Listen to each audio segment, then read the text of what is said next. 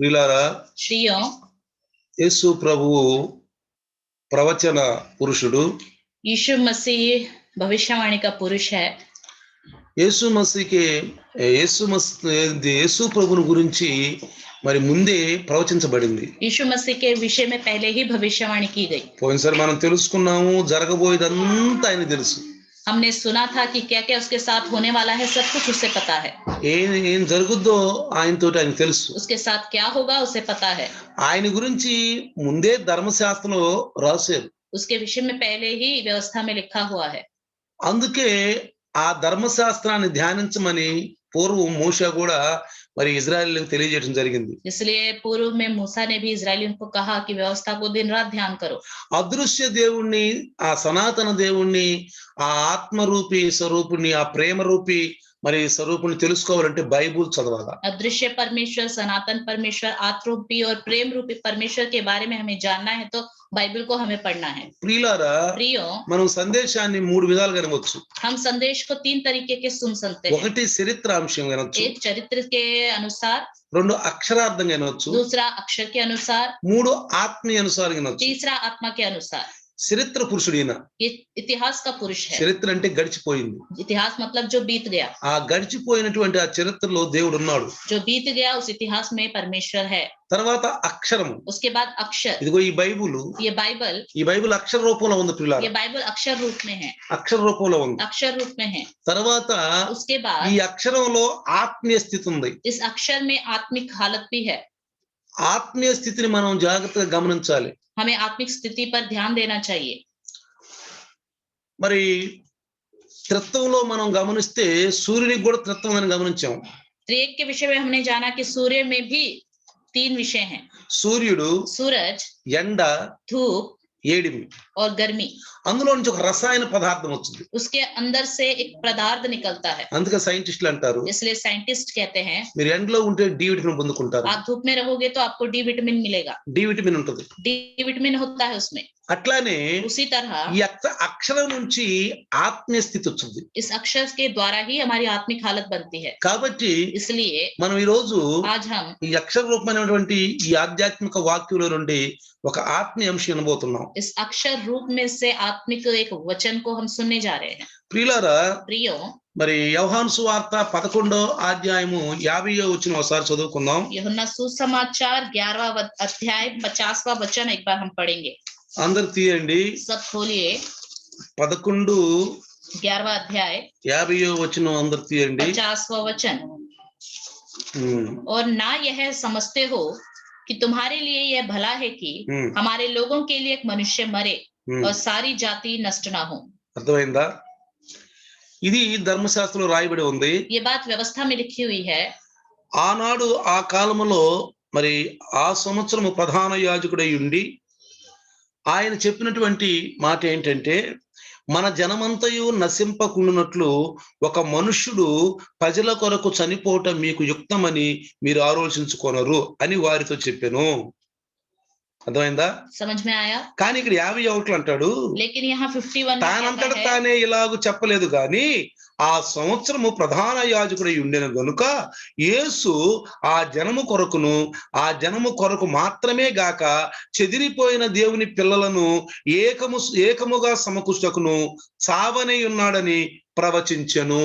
यह बात उसने अपनी ओर से ना कही, परंतु उस वर्ष का महायाजक होकर भविष्यवाणी की कि यीशु उस जाति के लिए मरेगा और न केवल उस जाति के लिए वरन इसलिए भी कि परमेश्वर की तितर बितर संतानों को एक कर दे. प्रियो, నేను చెప్పాను, मैंने कहा అక్షరంలో ఆత్మీయత ఉంటదని. अक्षर में आत्मिकता होती है.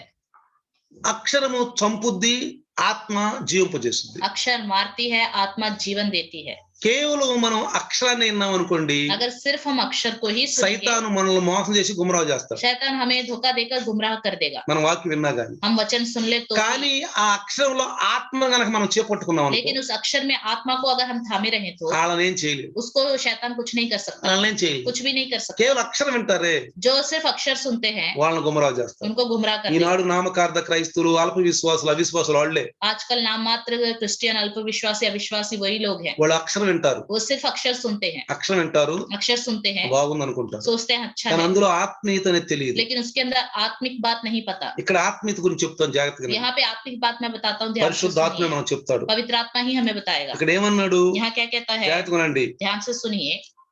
యేసు ఆ జనము కొరకు మాత్రమే కాదు చెదిరిపోయిన దేవుని పిల్లలు అన్నాడు. यीशु उस जाति के लिए मरेगा और न केवल उस जाति के लिए वरन अपनी संतान करके लिखा है। అర్థమైందా? समझ में आ रहा है పిల్లరా, प्रियो? ఇక్కడ జాగ్రత్తగా గమనించండి. यहाँ पे ध्यान दीजिए। ఇజ్రాయేలీలు చేసిన పాపాలు కొరకు మోషే ధర్మశాస్త్రంలో ఎప్పుడు నిత్యము కోడెల్ని మేకల్ని పొట్టేళ్ళని వధించేవాడు. इजराइलियन के किए जाने वाले पाप के विषय में हमेशा व्यवस्था में जैसा लिखा है, भेड़ बकरी और बछड़ों की बलि चढ़ाई जाती थी।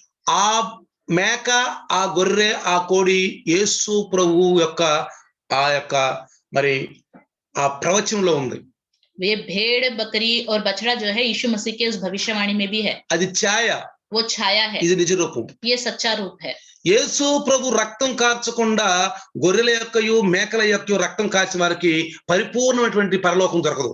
बिना यीशु मसीह के लहू बहाए जिसको भेड़ और बकरी और बछड़ों के लहू से पूरी रीति से छुटकारा नहीं मिलेगा।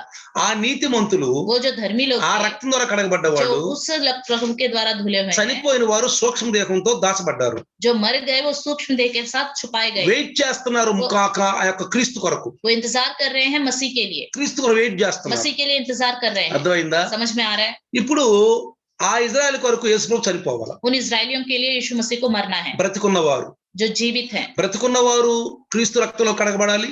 जो जीवित है उनको मसीह के लहू के द्वारा धुलना है। చనిపోయిన వారు మేకల యొక్కయు కోడెల యొక్క రక్తం ద్వారా చనిపోయిన వారు క్రీస్తు యొక్క రక్తం కొరకు ఎదురు చూస్తున్నారు. వాళ్ళు जो भेड़ बकरे और बछड़ों के लहू से शुद्ध होकर जो मर गए थे वो मसीह के लहू का इंतजार कर रहे हैं। చల్లా చెదరైపోయిన వాడు. जो तितर बितर हो गए हैं। ఇక్కడ రెండు గుంపులు. यहाँ पे दो झुंड है। ఒకటి, एक, ఆ దినాల్లో ఇజ్రాయేలు యూదులు పూరా ఇస్సోమే దేశాల్లో చల్లా చెదరైపోయి ఉన్నారు. उस समय इजरायली और यहूदी पूरे देश में तितर बितर हो गए थे, చల్లా చెదరై ఉన్నారు. तितर बितर हो चुके थे। ఇది ఒక విషయం. ये एक बात है। వాళ్ళు ఎవరు? वो कौन है? యూదులు, ఇజ్రాయేలు. यहूदी लोग और इजरायली लोग। ఇంకొక గుంపు ఉంది. एक और झुंड है। ఈ గుంపు ఎవరు? ये झुंड कौन सी है?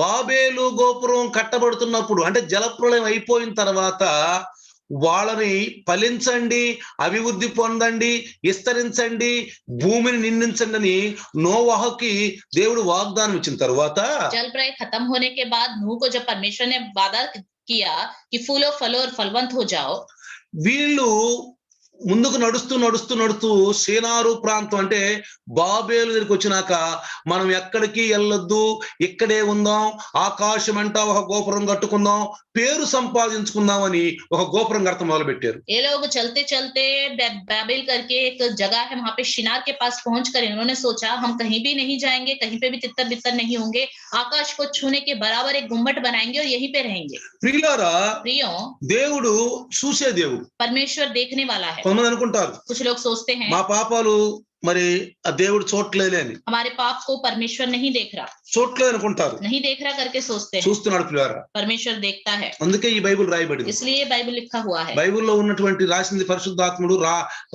రాయించింది పరిశుద్ధాత్ముడు, రాసింది మనుషులు. बाइबल में जो बातें लिखी है पवित्र आत्मा ने लिखवाया है, लेकिन लिखा मनुष्य ने। ఎందుకు రాశాడు? क्यों लिखवाया है पवित्र आत्मा ने? మనకి సాదృశ్యంగా ఉంటాను. हमारे सामने एक सादृश्य, మనం చేసే ప్రతి పని దేవుడు చూస్తున్నాడు. हम जो भी काम करते हैं परमेश्वर देखता है, చూస్తున్నాడు ప్రియులారా. देखता है प्रियो। దేవుని చిత్తానుసారం కడుతున్నావా, దేవునికి విరుద్ధంగా కడుతున్నావా? हम परमेश्वर की इच्छा के अनुसार अपने जीवन को बनाते हैं, उसके विरोध में बनाते हैं। ఇక్కడ దేవునికి విరుద్ధంగా కడుతున్నారు. यहाँ पे परमेश्वर की इच्छा के अनुसार नहीं बना रहे थे, అందుకే బైబిల్లో రాయబడింది, इसलिए बाइबल में लिखा है వాళ్ళు కట్టుచున్న గోపురాన్ని దేవుడు చూడవచ్చును అని రాసింది. वो जो गुम्मट बना रहे थे उसको परमेश्वर देखने के लिए उतर आया करके लिखा है। అందుకని इसलिए ఆ గుమ్మట్ను పడగొట్టేసి उस गुम्मट को गिरा दिया। ఒకే భాష, एक ही भाषा, ఒకే భాష. एक ही भाषा। ప్రపంచం మొత్తం మీద ఒక ప్రదేశంలో ఉన్నటువంటి జనాంగము కొన్ని వేల మంది అయి ఉండొచ్చు. पूरी दुनिया में एक ही तरह के लोग हजारों लोग हो सकते हैं। అందరినీ జలప్రళయంలో చనిపోయారు. जल प्रलय में सब लोग मर गए थे। మిగిలింది ఎంతమంది? बचे हुए लोग कितने थे? 8 మంది. सिर्फ 8 लोग। నోవాహు యొక్క కుటుంబం, नूह का परिवार बस। ఈ నోవాహు కుటుంబం నుంచి వచ్చిన వాళ్ళే వీళ్ళందరూ. नूह के परिवार से आए हुए ही ये सारे लोग हैं। ఎప్పుడైతే వాళ్ళ భాషలు తారుమారు అయిపోయినాయో, जब उनकी भाषा में गड़बड़ी हो गई, చూడండి ప్రియులారా, देखिए 10:32 కూడా చక్కని ఒక మాట రాశారు చూడండి. 10:32 में अच्छी बात लिखी है। ఆదికాండం. उत्पत्ति ఉత్పత్తి వారి వారి జన్మలలో వారి వారి సంతతుల ప్రకారము నోవాహు కుమారుల వంశములు ఇవే. జలప్రవాహం గతించిన తరువాత వీరిలో నుండి జనములు భూమి మీద వ్యాపించెను అని రాశాడు అక్కడ. नूह के पुत्रों के घराने यही है और उनकी जातियों के अनुसार उनकी वंशावलियां यही है और जल प्रलय के पश्चात पृथ्वी भर की जातियां इन्हीं में से होकर बट गई। అర్థమైందా? समझ में आया ఏం చేశాడంట? क्या हुआ? ఈ యొక్క హాము షాము యాపేతు వంశము నుండే ఈ భూమి అంతా వ్యాపించారు పిల్లారా. हाम शेम एपेत के वंश से ही पूरी पृथ्वी में लोग भर गए थे। తరువాత చూడండి इसके बाद देखिए 11వ అధ్యాయంలో చూస్తే 11वें अध्याय में ఆ గుమ్మట్టు పడగొట్టిన తర్వాత गुम्मट को गिराने के बाद వాళ్ళ భాషలో తారుమారు చేసిన తర్వాత उनकी भाषा में गड़बड़ी होने మీరు के ఇక్కడ बाद 7వ వచనం చూస్తే 11:7లో 11:7 में देखें కనుక మనము దిగిపోయి వాయులో ఒకని మాట ఒకని తెలియకుండా అక్కడ వారి భాషను తారుమారు చేయుదము రండి.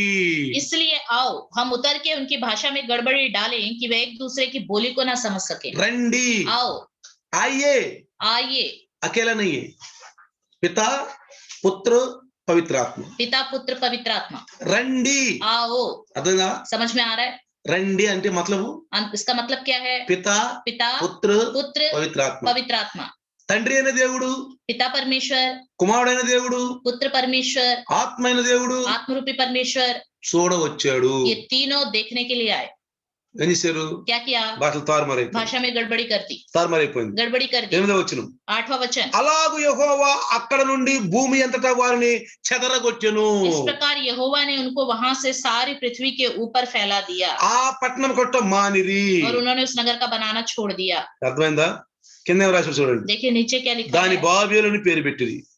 इस ఎందుకనగా అక్కడ యెహోవా భూజనులందరి భాషను తారుమారు చేసెను. అక్కడ నుండి యెహోవా భూమి అంతటా వారిని చెదరగొట్టెను. इस कारण उस नगर का नाम बेबीलोन पड़ा क्योंकि सारी पृथ्वी की भाषा में जो गड़बड़ी है वह यहोवा ने ये वही डाली और वहीं से यहोवा ने मनुष्यों को सारी पृथ्वी के ऊपर फैला दिया। అంటే ఇప్పుడు ఎవరిళ్ళు? मतलब अभी ये कौन है? ఆదాము నుంచి వచ్చిన సంతానం నోవాహు, నోవాహు యొక్క సంతానం వచ్చిన వాళ్ళని ప్రపంచాలకు చెదరగొట్టేసి आदम के संतान से नूह और नूह के संतान से जो जो लोग आए उन सबको तितर बितर कर दिया। వాళ్ళలో మనం కూడా ఉన్నాం. उनमें हम लोग भी हैं। అర్థమైంది ఇప్పుడు మీకు? समझ में आ रहा है आपको भी? వాళ్ళలో उनमें మనం కూడా ఉన్నాం. हम भी हैं। ఇక్కడ చూడండి यहाँ पे देखिए 3 గుంపుల కొరకు యేసు ప్రభు రక్తం కార్చారు. 3 झुंड के लिए यीशु मसीह को लहू बहाना है। ఒకటి एक ఆనాడు బ్రతికున్న ఇజ్రాయేలీలు, उस समय जीवित थे उन इजरायलियों के लिए। ఆ ఇజ్రాయేలీలు యూదులు చల్లా చెదరైపోయారు వాళ్ళ కొరకు. इजरायली यहूदी तितर बितर हो गए उन लोगों के लिए। మూడో గుంపు तीसरा झुंड ఆ జలప్రణం అయిపోయినాక చల్లా చెదరైపోయేవే जो जल प्रलय होने के बाद तितर बितर हो गए थे మనం. हम लोग। అర్థమైందా? समझ में आ रहा है? కాబట్టి యేసు ప్రభు యొక్క అంత బాధ్యత ఉందో చూడండి. यीशु मसीह के ऊपर कितनी जिम्मेदारी है ఎంత देखिए, బాధ్యత ఉందో చూడండి. कितनी जिम्मेदारी है देखिए। ఆ బాధ్యత वो जिम्मेदारी ఇప్పుడు है మన యొక్క భుజముల మీద పెట్టాడు. हमारे कांधों पे उसने रखी है, మన భుజముల మీద పెట్టాడు. हमारे कांधों पे उसने रखी है। అందుకే అన్నాడు इसलिए कहता है సర్వలోకానికి వెళ్ళి సర్వసువార్త చెప్పండి. सारे जगत में जाकर सारे जगत में सुसमाचार నేనేం पहुंचाओ। చెప్పినా ఎన్ని చేయమని చెప్పండి. मैंने जो जो बताया उनको मानना सिखाओ, శిష్యులు చేయండి. चेले बनाओ। అందుకని పౌలు గారు ఏమని తెలుసా? इसलिए पौलुस क्या कहता है? యేసు ప్రభు వదిలిపెట్టినటువంటి అందులోని కొంచెం ముద్రలు ఇప్పుడు నేను కలిగి ఉన్నాను అంట. यीशु मसीह ने जो छोड़ दिए उनमें से कुछ मुहरे अब मेरे पास हैं। నేను రుణస్థుణ్ణి అన్నాడు. मैं शुक्रगुजारी के वो तौर पे हूं। అయ్యో సువార్త చెప్పపోతే నాకు శ్రమ. अगर मैं सुसमाचार नहीं सुनाऊं तो मुझ पर నేను आए। రుణస్థుణ్ణి. मैं उसका शुक्रगुजारी నీ हूँ। పడోసికి నువ్వు రుణస్థుడివి. आप अपने पड़ोसी के शुक्रगुजारी हो, నీ యొక్క ఇరుగు పొరుగు నువ్వు రుణస్థుడివి. अपने आस पड़ोस के लिए भी आप कर्जदारी हो। జాగ్రత్తగానండి. ध्यान से నీ सुनिए, వెనక ముందు ఉన్న వారు రుణస్థుడివి. आगे जो आपके रहते हैं पीछे जो रहते हैं उनके రోజు लिए भी हो आप। నువ్వు పాల దగ్గర కలుగుతావే వాళ్ళకి రుణస్థుడివి. दूध लेने जाते हो जिन जिन से आप मिलते हो उनके भी कर्जदार हो। రోజు స్కూల్ దగ్గరికి వెళ్తా ఉంటావు అందరితో మాట్లాడుకుంటా వాళ్ళకి రుణస్థుడివి. रोज स्कूल के पास जाते हो सबसे बात करते हो उनके लिए भी आप నువ్వు कर्जदार हो। కూరగాయలు తీసుకొస్తాను కలిసి వెళ్తావే వాళ్ళకి రుణస్థుడివి. सब्जी लेने के लिए मिलजुल के जिनके साथ जाते हो उनके लिए भी आप कर्जदार हो। వాక్యం చెప్పేవా ఎవరికి? क्या उनको वचन बताया आपने आज किसी को? ఎవరితో కలిసి వేయాలా? किसी से मिले कि आज కలిసి ఎవరికైనా వాక్యం చెప్పేవా? मिलकर किसी को वचन बताया? పరిశుద్ధాత్ముడు పౌలు గారి మాటలను ఏమని రాయించి తెలుసా? पवित्र आत्मा ने पौलुस की बातों को क्या लिखाया? అయ్యో సువార్త చెప్పకపోతే నాకు శ్రమ. मैं अगर सुसमाचार ना सुनाऊं तो हाय। అర్థమైందా? समझ में आ रहा है? ప్రియులారా प्रियो యేసు ప్రభు చూడండి यीशु मसीह को देखिए, ఎందుకు పంపించాడో దేవుడు తెలిసేసుకోడు. यीशु मसीह को क्यों परमेश्वर ने भेजा తన उसे पता है, బాధ్యత ఏంటో తెలుసు. उसका कर्तव्य क्या है उसे पता है. అందుకని इसलिए ఎంత మంది నిందిస్తున్నా कितने लोग भी उसकी निंदा करते थे, అసలు ఆయన చెక్కు చెదరకుండా ఉన్నాడు. वो बिना हिले डुले रहा. నిజంగా యేసు ప్రభువుని చూస్తుంటే सच में यीशु मसीह को देखे तो ఒకసారి మనకి అసలు మనం ఏంటో మనకు తెలిసిపోయి हम क्या है हमें अपने बारे में पता चल जाए. నేర్చుకోవాలి ప్రియుల. हमें सीखना है प्रियो. సిలువ ఏమి నేర్పుతుంది? क्रूस हमें क्या सिखाती है? ఈ లెంట్ డేస్ ఏమి ये నేర్పుతుంది? लेंट डेज हमें क्या सिखाता కేవలం है? లెంట్ డేస్ అని చెప్పి రోజు పోయి కూర్చుని వస్తాం కాదు. सिर्फ लेंट डेज है करके रोज जाकर बैठ के आना नहीं, ఏదో కాసేపు సిలువ పాటలు పాడుకు రావటం కాదు. थोड़ी देर क्रूस के गीत गा लिए और आ गए, ऐसा नहीं. ప్రతి సంవత్సరం ఎప్పుడు కాలు ఇట్టిట్టే. हर साल जैसा पैर वैसा ही है. నీకేమి నేర్పుతుంది సిలువ? आपको क्रूस क्या सिखाता है? ఒక బాధ్యత నేర్పుతుంది. एक जिम्मेदारी सिखाता है. ఒక బాధ్యత एक నేర్పుతుంది. जिम्मेदारी सिखाता है. చూడండి देखिए మార్కు సువార్త मरकुस सुसमाचार 15వ అధ్యాయం. 15वां अध्याय. చూడండి మార్కు సువార్త मरकुस सुसमाचार 15వ అధ్యాయం. 15वां अध्याय. ఇక్కడ చూడండి देखिए यहाँ पर అక్కడ 25వ వచనం చదివితే 15-25 15वां अध्याय 25वें वचन में पढ़े तो వారు ఆయనను సిలువ వేసి ఆయన వస్త్రములు భాగము ఎవరికి వారు రావాలని సీట్లు వేసి వాటిని పంచుకునేది. ఆయనను సిలువ వేసినప్పుడు పగలు 9 గంటలు ఆయన మరియు యూదుల రాజు అయిన యేసు అని ఆయన మీద మోపబడిన నేరమును వాసి పైగా నుంచిరి. మరియు కుడి వైపున ఒకరిని ఎడమ పైన ఒకరిని ఇద్దరు బందిపోటు దొంగలను ఆయనతో కూడా సిలువ వేసిరి. तब उन्होंने उसको क्रूस पर चढ़ाया और उसके कपड़ों पर चिट्ठियां डालकर कि उसको क्या मिले उन्हें बांट लिया. और एक पहर दिन चढ़ाया था जब उन्होंने उसको क्रूस पर चढ़ाया और उसका दोष पत्र लिखकर उसके ऊपर लगा दिया गया कि यहूदियों का राजा. और उन्होंने उसके साथ 2 डाकू, एक उसकी दाहिनी और एक उसकी बाईं ओर क्रूस पर चढ़ाए. ఇప్పుడు బైబిల్లో రాసి ఉంది, बाइबल में लिखा है, తెలుగు హిందీలో అయితే పాపియోं का संग उनको భాగీదార్ బనాయా అని. అంటే ఆయన్ని ఆ డాకు ఆ బందిపోటు దొంగల మధ్యలో ఆయన కూడా పాలి భాగస్తులుగా పెట్టారు. डाकुओं के बीच उनको सहभागी करके लटका दिया. అర్థమైందా? समझ में आ रहा है? అంటే అన్యాయ తీర్పు తీర్చారు. मतलब उसके साथ अन्याय हुआ.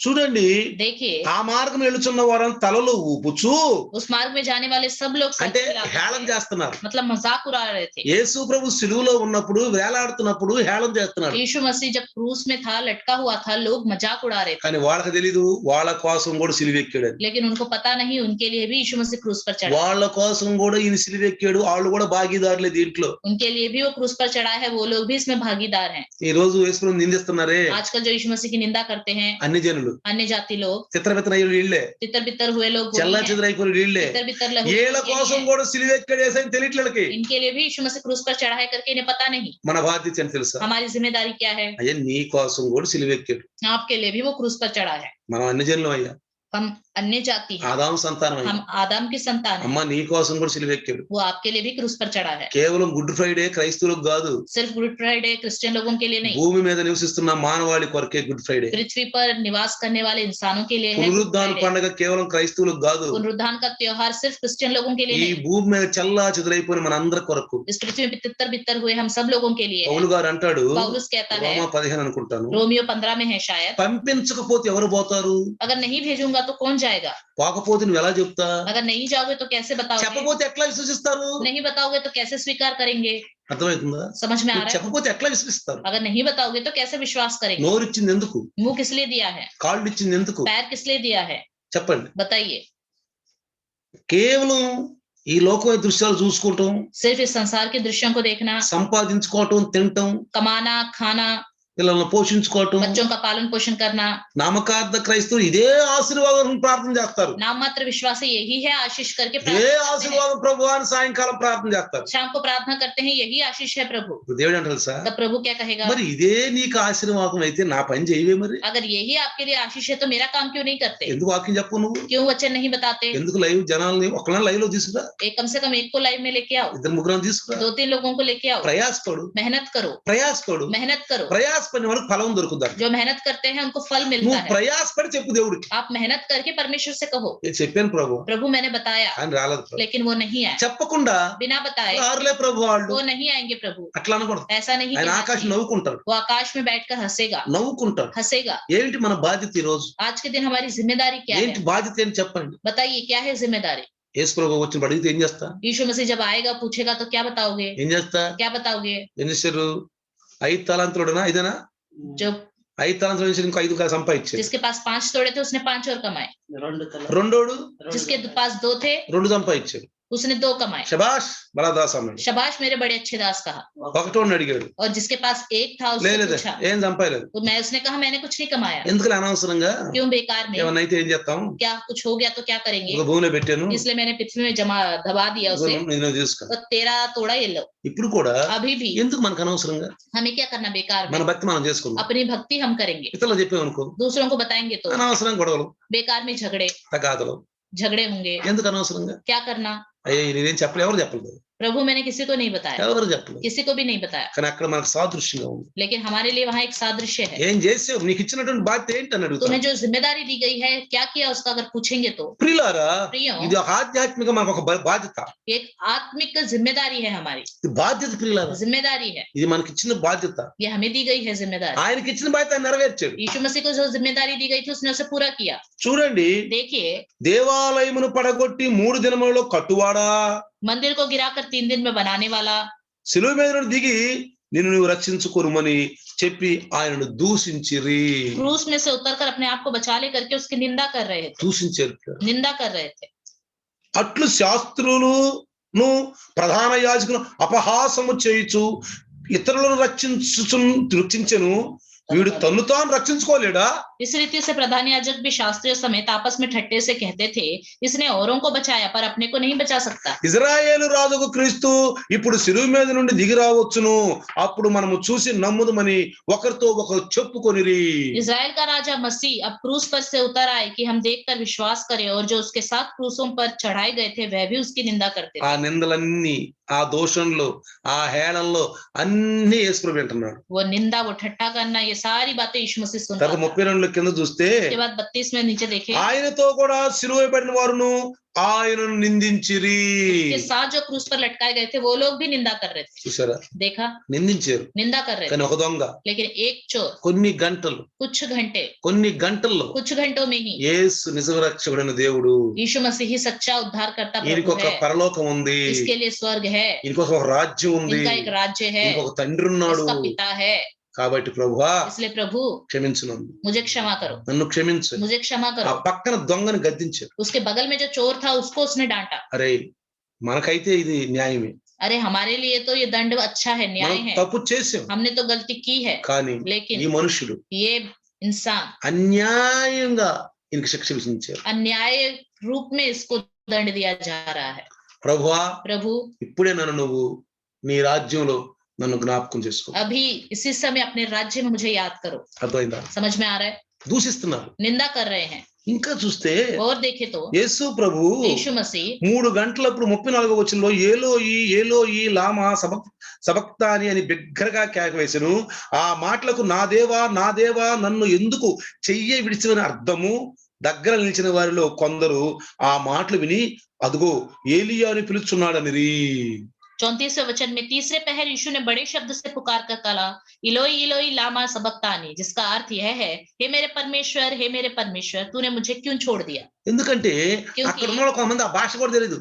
वहां जितने लोग थे उनको क्या बोल रहे हैं भाषा ఎందుకంటే भी नहीं యేసు पता. ప్రభు ఎక్కువగా అరమైక్ భాష మాట్లాడాడు. क्योंकि यीशु मसीह वहां पर ज्यादातर अरमिक भाषा बात అరమైక్ करते భాష మాట్లాడాడు. हैं. अरमिक भाषा అక్కడ बात ఆ करते భాష తెలియని వాళ్ళు కూడా ఉన్నారు. हैं. वहां पे उस भाषा को ना जानने वाले लोग भी మరి थे. ఏలియాని పిలుస్తున్నాడు రా, अरे एली को बुला रहा है, ఏలియాని పిలుస్తున్నాడు. एली को बुला रहा है. ఒకవేళ ఏలియా వీని దింపవచ్చునేమో అని చూస్తున్నారంట. वो देख रहे थे कि शायद एलिया नीचे उतर के आकर उसको बचाएगा. ఎర్రి జనం, पागल लोग, పైకి భక్తే గాని ऊपर से तो भक्ति, దేవుని శక్తి తిరిగిన వారు, परमेश्वर की शक्ति को नहीं जानते. చల్లా చెదరైపోయిన వీళ్ళు కూడా. तितर बितर हुए लोग हैं ये भी. ప్రియులారా, प्रियो, యేసు ప్రభు यीशु मसीह మరి రక్తం కార్చింది ఈ 3 గుంపుల కొరకు. यीशु मसीह ने लहू बहाया इन 3 झुंड के लिए. మనం ఉన్నాం, उसमें हम हैं, అందులో మనం ఉన్నాం. उसमें हम हैं. అందుకనే इसलिए యేసు ప్రభుని అన్యాయ తీర్పు తీర్చారు, అన్యాయంగా అప్పచెప్పారు, అన్యాయంగా ఆయన్ని శిక్ష విధించారు. यीशु मसीह का अन्याय से मुकदमा हुआ, अन्याय से दंड मिला, अन्याय से ही क्रूस पर चलाया ఎందుకో गया. తెలుసా? क्यों पता है? యేసు ప్రభు यीशु मसीह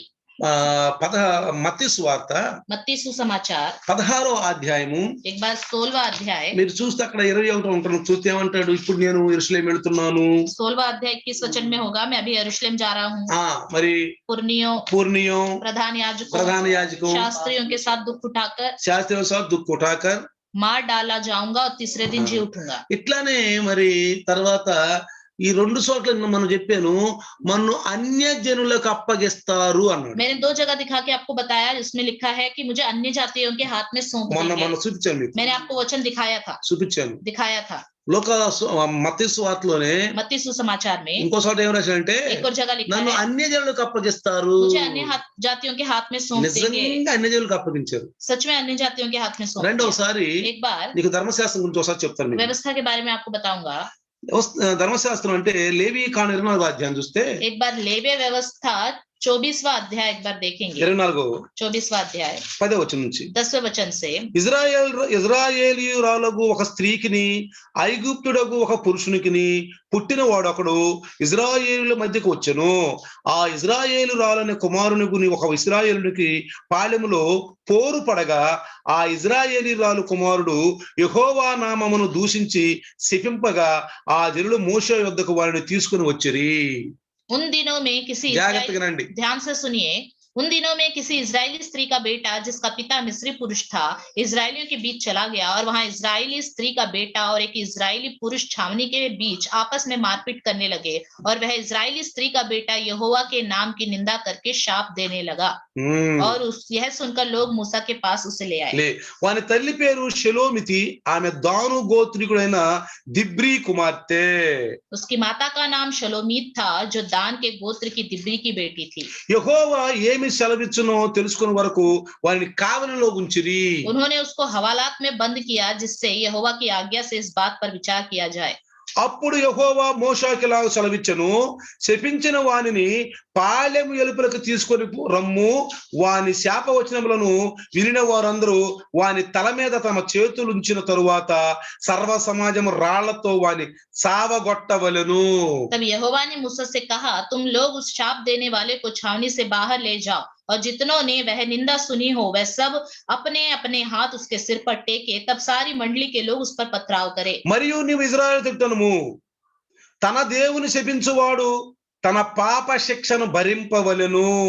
యెహోవా నామమును దూషించువాడు మరణ శిక్షను పొందవలెను. और तू इजरायलियों से कहे कि कोई क्यों ना हो जो अपने परमेश्वर को शाप दे, उसे अपने पाप का भार उठाना पड़ेगा। यहोवा के नाम की निंदा करने वाला निश्चय मार डाला जाए। ఇది సత్యము. ये सच्चे है, ధర్మశాస్త్రం రాయబడింది. व्यवस्था में लिखा हुआ है। ఎవరైతే దేవుని దూషిస్తారో जो कोई परमेश्वर की निंदा करते हैं వాళ్ళని రాళ్లతో కూడా చంపాలి. उन पर पथराव करके ఎక్కడికి मारना है। తీసుకెళ్ళాలి? कहाँ लेके जाना है? అంటే ఎలుపలికి छावनी के बाहर, తీసుకెళ్ళాలి. छावनी के ఊరెలుపులకు बाहर, తీసుకెళ్ళాలి. गांव से बाहर लेके जाना है पूरी ఇక్కడ तरह। యేసు ప్రభు మీద వేసిన ఎలిగేషన్ అంతా కూడా వీళ్ళు తప్పుగా భావించారు. यीशु मसीह पे जो भी निंदा लगाई गई वो सब गलत है करके इन्होंने सोचा। చూడండి, देखिए లూకా సువార్త తీయండి. लूका सुसमाचार, లూకా సువార్త लूका सुसमाचार ఇప్పుడు 22వ అధ్యాయము 22वां अध्याय 67వ వచనంలో చూస్తే 27वें वचन में देखें, నీవు క్రీస్తు అయితే మాతో చెప్పుమనిరి. 67 22:67 67 और 68 యేసును పట్టుకున్నారు.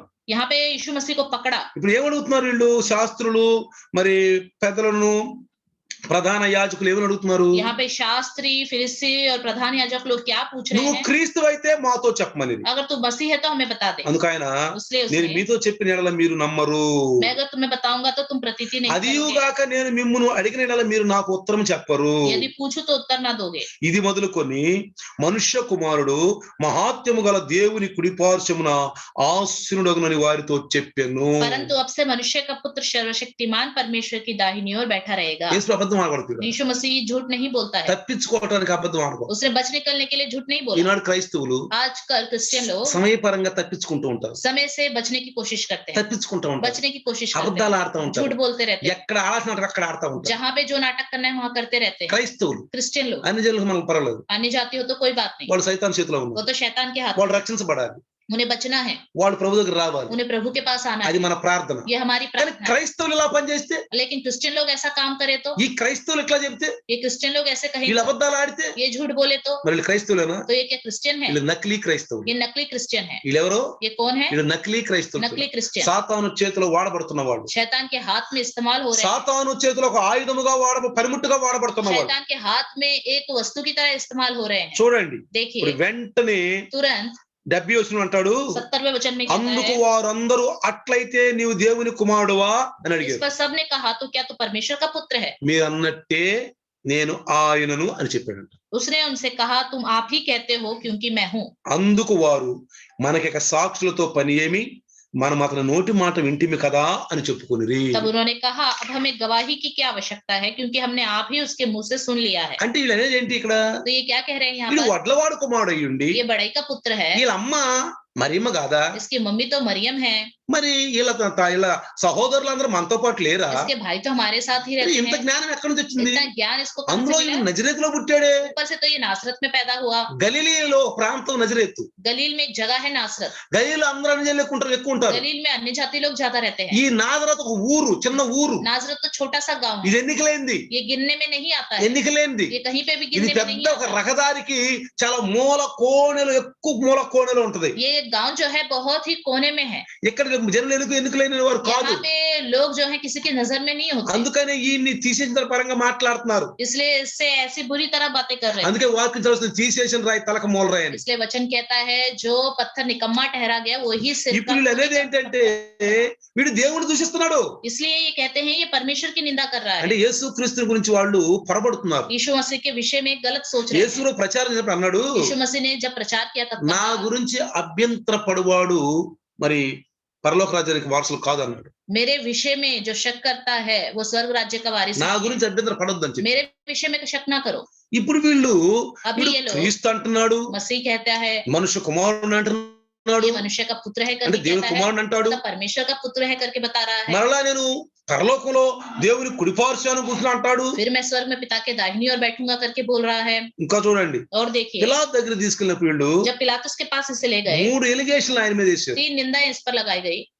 లూకాసు వార్త 23వ అధ్యాయం 1వ వచనం लूका सुसमाचार 23:1 చూడండి. देखिए, అంతటా వారందరూ లేచి ఆయన పిలాతు వద్దకు తీసుకొని పోయి, ఇతడు మా జనమును తిరగబడ్డ ప్రేరేపించుచు 1 नंबर 2 1 2 కైసరియాకు పన్నీద్దనియు, నెంబర్ 3 తానే క్రీస్తునని ఒక రాజునని చెప్పుకొనుక మేము వింటిమి అని ఆయన మీద నేరము మోపసాగిరి. तब सारी सभा उठकर उसे पिलातुस के पास ले गए और यह कहकर उस पर दोष लगाने लगी, हमने इसे लोगों को बहकाते, कैसर को कर देने से मना करते और अपने आप को मसीह राजा कहते हुए सुना है।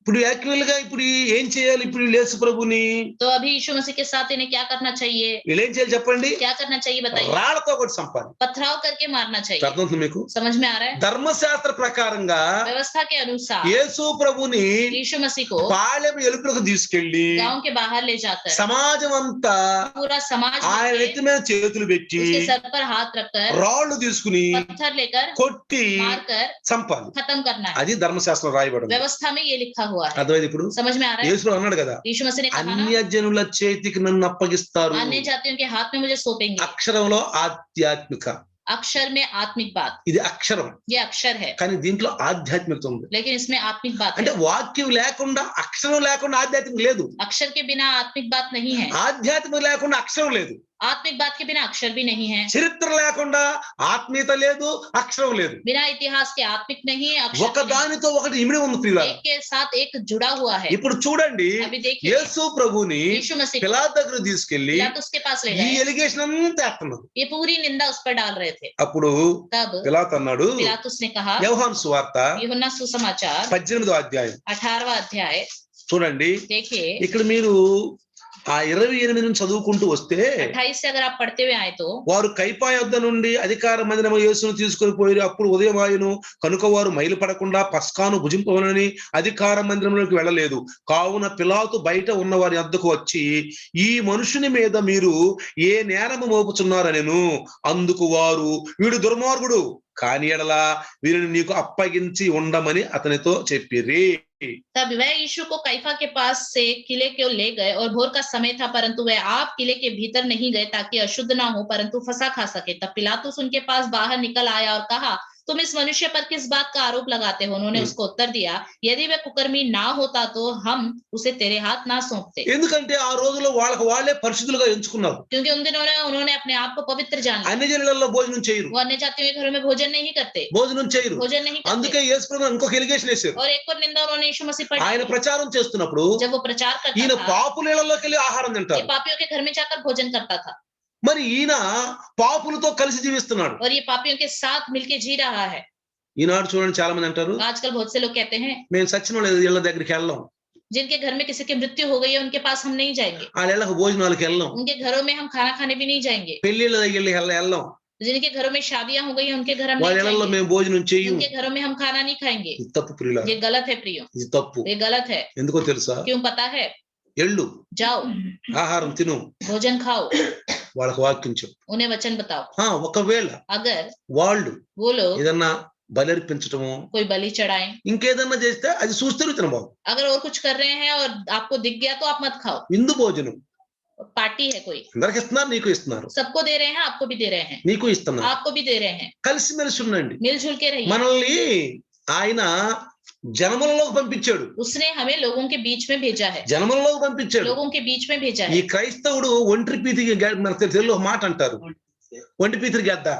ये क्रिश्चियन अकेलापन में नहीं रहना ఇది चाहिए, సైతాన్ యోజన. ये शैतान की योजना है। నువ్వు వెళ్ళొద్దు, వాక్యం तो చెప్పొద్దు, मत जाओ और वचन मत बताओ, నీకు నువ్వే ఉంచుకో, अपने आप अपने अंदर रखो, నీ ఇంట్లో నువ్వు కూర్చో. अपने घर में बैठे रहो। నువ్వు ఎంతో పరిశుద్ధురాలు, तुम बहुत ही पवित्र हो, నువ్వు ఎంతో పరిశుద్ధుడివి. तुम बहुत ही पवित्र हो। ఈనాడు క్రొత్త నిబంధనలో ఉన్న మనం ప్రియులారా आजकल नए नियम में रहते हैं हम लोग, జనములలోకి వెళ్ళి సువార్త అందించాలి, लोगों के बीच में जाकर सुसमाचार बताना है, సువార్త అందించాలి. सुसमाचार बताना है। వాక్య విరుద్ధమైన తినబాకు, वचन के विरोध है तो मत खाओ, తినబాకు. मत खाओ, కానీ लेकिन అది విందు భోజనం. वो पार्टी है तो తిను, खाओ। నీకు తెలిస్తే, अगर आपको पता चला, నువ్వు చూస్తే अगर आपने वहां कुछ देखा తినబాకు, तो मत खाओ, తినబాకు. मत खाओ। కానీ ప్రభు భోజనం అది ఒక విందు భోజనం, जब वो एक पार्टी है, ఒక ప్రేమపూర్వకమైన భోజనం. प्रेम से आपके लिए बनाया गया నీ है, బంధువులు పిలుస్తారు, आपके रिश्तेदार बुलाएंगे, ఎళ్ళు तो जाओ, ఎళ్ళు. जाओ। అక్కడ ఎవరన్నా నీకు దొరికితే వాక్యం చెప్పు, कोई मिल जाए आपको तो उन्हें वचन बताओ, వాళ్ళు పెట్టిన తినరా. जो देते हैं खा के आ जाओ। యేసుప్రభు ఏమన్నాడు? यीशु मसीह ने क्या कहा? వెళ్ళండి, जाओ, ఒక ఇల్లు యోగ్యం చూసుకోండి, एक घर को अपन योग्य करके వాళ్ళు जाओ, పెట్టింది తినండి, और जो देते हैं खाओ, వాళ్ళు ఏం పెడతారు తినండి. जो देते हैं वो खाओ। ఈనాడు క్రైస్తులు ఎలా తయారయ్యారంటే, आजकल क्रिश्चियन लोग कैसे మేము तैयार हो गए? పరిశుద్ధులమి, हम पवित्र ఇక हैं, మేమే సపరేటు, हम अलग हैं, వీళ్ళందరూ హీనమైన వాళ్ళు. ये सब बहुत ఆనాడు శాస్త్రులు, పరిసయ్యులు, సద్దుకలు ఏ టైప్ లో ఉన్నారో ఈనాడు క్రైస్తవ జీవితం అదే టైప్ లో ఉంది उस పిల్లారా. समय शास्त्री फरीसी सदके लोग जिस तरह जी रहे थे, आजकल क्रिश्चियन लोग भी इसी तरह सोच रहे हैं। అందుకే అక్కడ రాశారు చూడండి. इसलिए देखिए वहां लिखा అప్పుడు हुआ है, ఉదయం ఆయన గనుక వారు మైలు పడకుండా పస్కాను భుజింపవల్లని అధికార మందిలో వెళ్ళలేదు.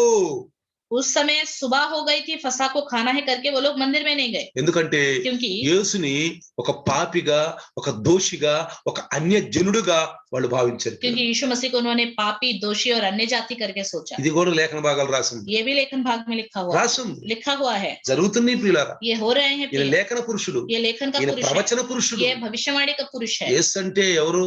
यीशु मसीह मतलब कौन है? యేసు అంటే ఎవరంటే ఏమన్నాడు? ఒక గుడ్డివాడు ఏమన్నాడు? यीशु कौन है पूछने पर एक अंधे ने क्या कहा? ఆయన రక్షకుడు, ఆయన ప్రవక్త, ఆయన నా ప్రభు అన్నాడు. वो उद्धार करता है, वो नबी है, वो प्रभु है, అది उसने कहा। సాక్ష్యం, ये गवाही है, అది సాక్ష్యం. ये गवाही है। అప్పుడు तब 31వ వచనం చూడండి, 18:31 యోహాను సువార్త. यूहन्ना सुसमाचार 18:31 देखिए। పిలాతు మీరు అతను తీసుకొని పోయి మీ ధర్మశాస్త్రం చొప్పున అతనికి తీర్పు తీర్చుడు అనగా, पिलातुस ने उनसे कहा, तुम ही इसे ले जाकर अपनी व्यवस्था के अनुसार उसका न्याय करो। అది ఏమన్నాడు పిలాతు? क्या कहा पिलातुस ने? మరి నాయకుని చూపించేందుకు? तुम मेरे पास क्यों लेके आए? మీ ధర్మశాస్త్రం విరుద్ధంగా మాట్లాడుతున్నాడు, तुम्हारे धर्म व्यवस्था के विरोध में ये बातें कर మీ रहा है, దేవుడికి విరుద్ధంగా మాట్లాడుతున్నాడు, तुम्हारे परमेश्वर के विरोध में बात कर रहा है, మరి ఇంకెందుకు? तो क्या करो? మీరు తీసుకెళ్ళిపోండి, आप ही ले जाओ। మీ ధర్మశాస్త్రం ఎట్లా చంపుతారో మనుషులను చంపేసేయండి. आपकी व्यवस्था में जिस तरह लोगों को मारते हैं वैसे ही मार डालो। వాళ్ళు ఏమన్నా తెలుసా? उन्होंने क्या कहा? 32లో 32 में, ఎవనికి నీ మరణ శిక్ష విధించుటకు మాకు అధికారము లేదని అతనితో చెప్పిరి. हमें अधिकार नहीं कि किसी का प्राण ले, 31 में लिखा हुआ है। అర్థమైందా? समझ में आ रहा है? ఆనాడు उस समय రోమా గవర్నమెంట్ కింద బానిసలుగా ఉన్నారు. रोमी सरकार के नीचे दास थे ये लोग, వీళ్ళని వాళ్ళు ఏలుతున్నారు. इन पर वो लोग राज्य कर रहे थे। వీళ్ళకి అధికారం లేదు. इनके पास कोई ఒక अधिकार नहीं, మనిషిని చంపటానికి అధికారం లేదు. एक इंसान को मारने का अधिकार ఒక नहीं। మనిషిని చంపాలంటే పిలాతు గవర్నర్ ముద్ర ఉండాలి. एक इंसान को मारना है तो पिलातुस की छाप होनी चाहिए। కానీ పిలాతు ఏమన్నాడు, लेकिन फिर भी पिलातुस ने क्या कहा, మీరు వెళ్ళండి, आप जाओ, మీరు వెళ్ళి आप మీ जाकर ధర్మశాస్త్ర చొప్పున చంపేసేయండి. अपनी व्यवस्था के अनुसार इसको मार ఇప్పుడు डालो। యాక్చువల్ గా యేసు ప్రభువు ఏం చేయాలి, तो यीशु मसीह के साथ क्या करना ఇప్పుడు है, దేవుడు దూషించాడు కదా, उसने तो परमेश्वर की निंदा की है, ఊరలకు తీసుకెళ్లి नगर के बाहर ले సర్వ जाकर సమాజం ఆయన మీద చేతులు పెట్టి सारे गांव के लोग उस पर हाथ ఆ रखे, శాప వచనాలను ఆయనకు చెప్తూ, जो उसने वचन शाप के कहे हैं उसे बताते ఇదిగో నువ్వు हुए, ఫలానా సమయం ఎట్టన్నావు, ఫలానా సమయం ఎట్టన్నావు, ఫలానా సమయం ఎట్టన్నావు, ఫలానా సమయం శపించావని చెబుతూ फलाना समय में तूने ऐसे कहा वैसे कहा, शाप दिया, निंदा की, बताते हुए ఆయన మీద రాళ్ళు పెట్టి కొట్టాల, उस पर पथराव करके उसे मारना, అది చేయాల్సింది. ये काम करना है। కానీ యేసు ప్రభు అన్నాడు, लेकिन यीशु मसीह ने क्या कहा, యెరూషలేము వెళ్తున్నాను, मैं यरूशलेम जा रहा నన్ను हूँ, అన్ని జనులకు అప్పగిస్తారు. मुझे अन्य जातियों के हाथ में सौंप देंगे। నెరవేరిందా? ये पूरा हुआ, నెరవేరింది కదా. पूरा हुआ ना। కింద 32వ వచనంలో చూస్తే, नीचे 32वें वचन में देखिए, అందువలన యేసు తాను ఎట్టి మరణము పొందబోవును దానిని సూచించి చెప్పిన మాట నెరవేరెను. यह इसलिए हुआ कि यीशु की यह बात पूरी हो जो उसने यह संकेत देते हुए कही थी कि उसकी मृत्यु कैसी होगी। అర్థమైంది? ఇప్పుడు అక్షరంలో ఆధ్యాత్మిక అర్థమైందా? अक्षर में आत्मिक बात समझ में आ गई, ఇప్పుడు अర్థమైందా? समझ में आ गई। యేసు ప్రభు ఎందుకు అన్నాడు ఆ మాట అన్ని జనులకు అప్పగిస్తారని? यीशु मसीह ने क्यों कहा मुझे अन्य जातियों के हाथ ఈ में सौंपेंगे? శాస్త్రులు పరిసయ్యులు సద్దుకయ్యులు ఎవరు? ये शास्त्री फरीसी और सदुकई कौन है? యూదులు ఇజ్రాయేలీలేగా, यहूदी और इजरायली మరి हैं। వీళ్ళు చంపొచ్చుగా, ये लोग तो मार सकते हैं, కానీ ఇలా కాదు. लेकिन इनसे नहीं हो पाया। ఆ స్థితి అలా ఉంది, हालत ऐसी थी, ఆ పరిస్థితి అలా ఉంది. वो परिस्थितियां ऐसी थी। అయితే लेकिन ఆ సమయంలో उस समय సిలువ మరణం ఉంది పిల్లలు, क्रूस की मृत्यु थी, సిలువ మరణం ఉంది ఆ సమయంలో. क्रूस की मृत्यु थी उस समय। ఎందుకంటే क्योंकि ఈ రోమా యొక్క ఈ రోమా దేశాన్ని ముందు పర్షియన్లు రాజ్యం చేశారు. इस रोमी देश में पहले फारसी लोगों ने राज्य किया था। అప్పుడు వాళ్ళు సిలువ పెట్టారు. उस समय उन्होंने क्रूस को रखा था। ఎవరైనా గాని చెడ్డ కార్యాలు, మరి ఎవరైనా చెడ్డ పనులు చేస్తే, అసహ్యమైన కార్యాలు చేస్తే ఆ డాకుల్ని వాళ్ళందరిని కూడా సిలువలో చంపాలి. उस समय जो कोई बुरे और घृणित काम करते थे या डाकू होते थे उन्हें क्रूस पे సిలువ लटकाकर అంటే मारना ఏంటి है తెలుసా? करके लिखा गया था। సిలువ అంటే क्रूस मतलब क्या है? కొయ్య అని. लकड़ी। ఒక కొయ్య ఇట్లా ఉంటది, एक लकड़ी सीधी होती है ఇంకోటి ఎట్లా ఉంటది, और दूसरी लकड़ी ऐसे ఇట్లా ఉంటది. ऐसे, దాన్ని అట్లా చేస్తారు, उसको ऐसे बनाते हैं, అట్లా చేస్తారు, ऐसे बनाते हैं చేతులు అట్లా పెడతారు, और हाथों को ऐसे रखते हैं, కింద కాళ్ళు పెడతారు. नीचे पैर, ఎందుకంటే क्योंकि వీడు శపించబడిన వాడు, ये शापित है। ఈ రక్తం భూమి మీద పడకూడదు. इसका लहू जो है नीचे गिरना नहीं चाहिए। పర్షియన్లు గాని రోమీయులు గాని భూమిని వాళ్ళు పవిత్రంగా భావిస్తారు. फारसी लोग और रोमी लोग जो हैं पृथ्वी को पवित्र मानते ఈ हैं। పాపుల యొక్క రక్తము భూమికి తాకకూడదు. पापियों का लहू पृथ्वी को छूना ही नहीं चाहिए। ఇప్పుడు రోమా గవర్నమెంట్ పరిపాలిస్తున్న సమయంలో వీళ్ళు కూడా పర్షియన్ చక్రవర్తి పెట్టిందే పాటిస్తూ వచ్చారు. जब रोमी सरकार का समय आया इन लोगों ने फारसी सरकार ने जो नियम बनाए थे उसी का ही पालन कर ఆ रहे थे। సమయంలో సిలువ ఉంది, उस समय क्रूस था, సిలువ ఉంది. क्रूस। అందుకు వీళ్ళేమన్నారు, इसलिए इन्होंने क्या कहा, మాకు అధికారం లేదు, మేము ఎవరిని చంపటానికి, మీకే అధికారం ఇచ్చారు అన్నారు. तब यहूदी शास्त्री फरीसियों ने कहा हमारे पास कोई अधिकार नहीं, वो अधिकार तुम्हारे पास ही है मारने का। అప్పుడు పిలాతు అన్నాడు तब पिलातुस ने कहा వెంటనే, तुरंत, ఈయనలో నాకే దోషం కనపడదు. इसके अंदर तो कोई दोष मुझे नहीं ప్రియులారా, दिखता। ఇది కూడా ప్రవచనమే. ये भी एक भविष्यवाणी है। ఒక గొర్రెని ఒక వ్యక్తి పాపం కొరకు వధించాలంటే ముందు యాజకుడు దాన్ని పరీక్షించాలి. एक भेड़ को पाप के लिए पाप बलि चढ़ानी है तो सबसे पहले याजक उसकी परीक्षा करे। దాన్ని ఇది కరెక్ట్, ఇది నిర్దోషం అని ముద్ర వేసిన తర్వాత దాన్ని బలిపీఠం మీద పాపి కొరకు అర్పించాలి. उस बछड़े को जांचना है, ये निर्दोष है, ये पवित्र है, जांच कर मुहर लगाकर ही उसको అట్లానే ఇక్కడ పిలాతు ముద్ర వేసాడు, ఈయన పరిశుద్ధుడు నిర్దోషి అని.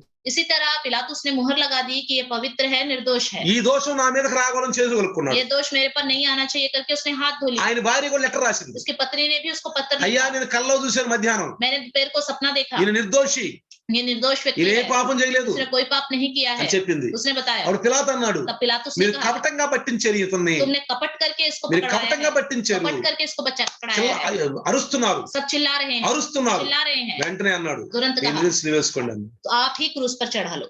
అది సిలువ మరణం. ये क्रूस की मृत्यु। ఒక కొయ్య, एक लकड़ी, కొయ్యని పూజించొద్దు, लकड़ी की पूजा ना करें, కొయ్యని పూజించొద్దు, लकड़ी की पूजा ना करें, కొయ్యని మెళ్ళేసి తిరగొద్దు. लकड़ी को गले में लटका के ना घूमे। మీరు కరోనాని పూజిస్తారా? क्या कोरोना कोरोना करके उसकी पूजा करोगे? ఈ మాయదారి కరోనా నా బిడ్డను తీసుకెళ్ళింది అయ్యా, ये बेकार कोरोना मेरे बच्चे को ले गई, ఈ మాయదారి కరోనా నా భర్తను తీసుకెళ్ళింది ये అయ్యా, बेकार कोरोना मेरे पति को ले गई, ఈ మాయదారి కరోనా నా అన్నం తీసుకెళ్ళింది అయ్యా, ये बेकार कोरोना मेरे भाई को ले ఈ गई, మాయదారి సిలువ నా ప్రభువుని తీసుకెళ్ళింది అయ్యా, ये बेकार क्रूस मेरे प्रभु को ले ఈ गई, మాయదారి సిలువ నా ప్రభుని చంపేసింది అయ్యా. ये बेकार क्रूस ने मेरे प्रभु को मार डाला। మరి ఆ శిలువను మెల్లేసి తిరిగితే, फिर वही क्रूस गले में लटका के घूमोगे तो, ఆ శిలువను మెల్లేసి తిరిగితే वही क्रूस गले में लटका के घूमोगे तो, అది ప్రవచనం. वो भविष्यवाणी है। ఆ దినాలలో उन दिनों में పర్షియన్ చక్రవర్తి పెట్టినటువంటి శిలువ फारसी चक्रवर्ती ने जो क्रूस ప్రతి रखा, ఒక్కరు ఎక్కాల్సిందే, हर एक को चढ़ना ही है, ప్రతి ఒక్కరు ఎక్కాల్సిందే. हर एक को चढ़ना అసలు ही है। యేసునైతే రాళ్ళతో కొట్టి చంపాలి, यीशु मसीह को तो पथराव करके मारना కానీ था, అది లేదు ఆ రోజుల్లో. लेकिन उन दिनों में वो नहीं ఎందుకంటే था, వాళ్ళే ఆ పరాజనంలో ఉన్నారు. क्योंकि वही दूसरों के अधीन थे। అంతా న్యాయశాస్త్రం అంతా రోమిల్లోకి ఉంది. न्याय करने का अधिकार रोमियों के हाथ में ही అందుకే है, యేసుని ఆ అన్యజనులకు అప్పగించారు. इसलिए यीशु मसीह को अन्य जातियों के हाथ में सौंप दिया। అర్థమైందా? समझ में आ गया? అర్థమైందా ప్రియులారా? समझ में आ गया प्रियो? కాబట్టి इसलिए మనం ఇప్పుడు విన్న వాక్యము అక్షరార్థంలో ఆధ్యాత్మిక దేవుడు మనకిచ్చాడు. अभी जो हमने वचन सुना है, अक्षर में आत्मिक बात प्रभु ने हमें बताई है। రండి, आइए, చిన్న ప్రార్థన, అప్పారా బ్రదర్ చిన్న ప్రార్థన చేస్తారు. విన్న अपारा వాక్యం ब्रदर छोटा सा प्रार्थना చిన్న करेंगे जो